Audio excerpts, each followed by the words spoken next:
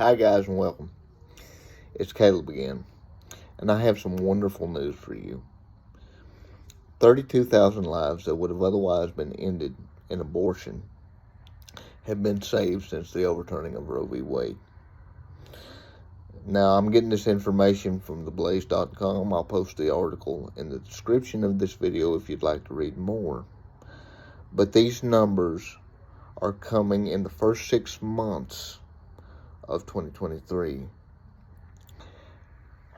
But 32,000 individual lives have been saved thanks to the overturning of the Dobbs decision.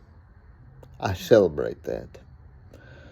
You know, I never understood why the people that were opposed to a woman not being able to have an abortion would complain about the overturning of Roe v. Wade. Because it did not, and even the article gives this wrong, the overturning of Roe v. Wade did not end the abortion practice in this country, unfortunately. All it did was decentralize abortion. States in this country, unfortunately, there are some states where abortion is still very much alive and legal. There are other states that have moved towards abortion bans. I think that's wonderful, because if government has any responsibility at all, its primary responsibility should be, number one, to protect life, and second, property. Life, liberty, and property. That's the only responsibilities government has. And if we can't get life right, then we can't get anything else right. Because life is the chief liberty. Without life and understanding the value of life, we won't get anything else right. And you know what? I think that's why we're seeing our freedoms slip away. Is because we don't understand that every single individual on this planet has a right to live, and no other individual has a right to take that right to life away from them. We should live in a culture that celebrates life, that understands the value of life, that understands the value of families, that makes it easier for a woman to birth a child into this world. We should live in a culture that supports unwed mothers and makes the thought of having an abortion unthinkable, not just illegal, but unthinkable.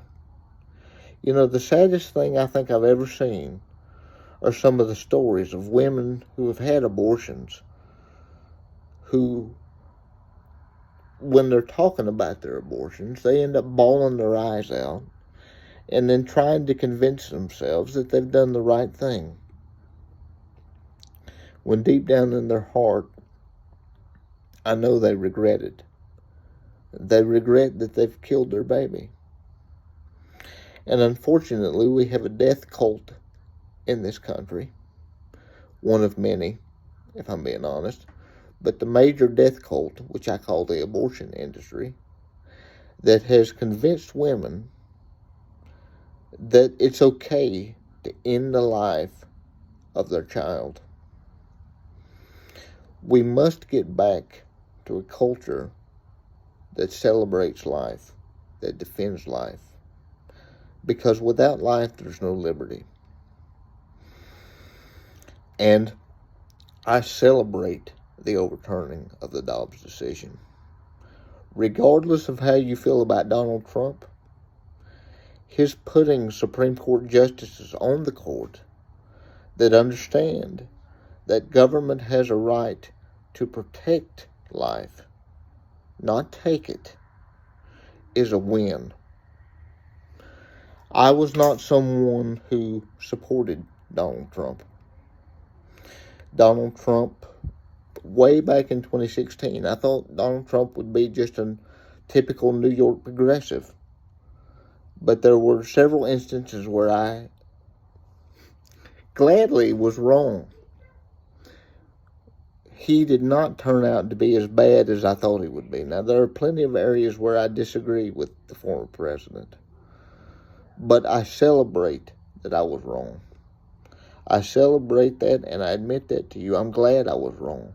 I'm glad that he proved me wrong on this, and I'm glad that he put Supreme Court justices on the court that got this right. Now, from here, it goes back to the states.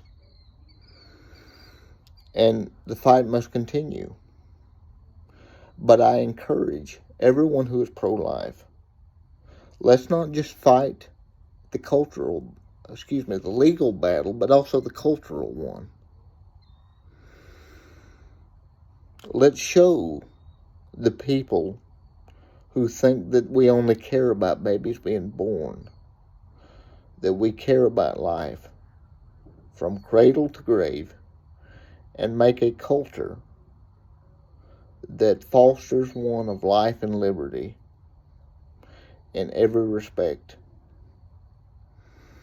I would love to see it be made easier for the adoption process. I would love for mothers to be able to understand that they can give their baby up for adoption, and the adoption process be made much easier, so that they don't feel that because they've fallen on hard times that abortion is their only option. There are many things that we can do, and we must put pressure on the legislators at every level to make these things happen if we want to foster a culture of life. I celebrate the 32,000 lives that have been saved. And I will not stop talking about this until the fight is over. Until we live in a country that celebrates life and liberty. Until every human liberty that is enshrined, that the protections are enshrined in our Constitution, until those things are respected once again. And it starts with life. God bless you guys. Have a wonderful day.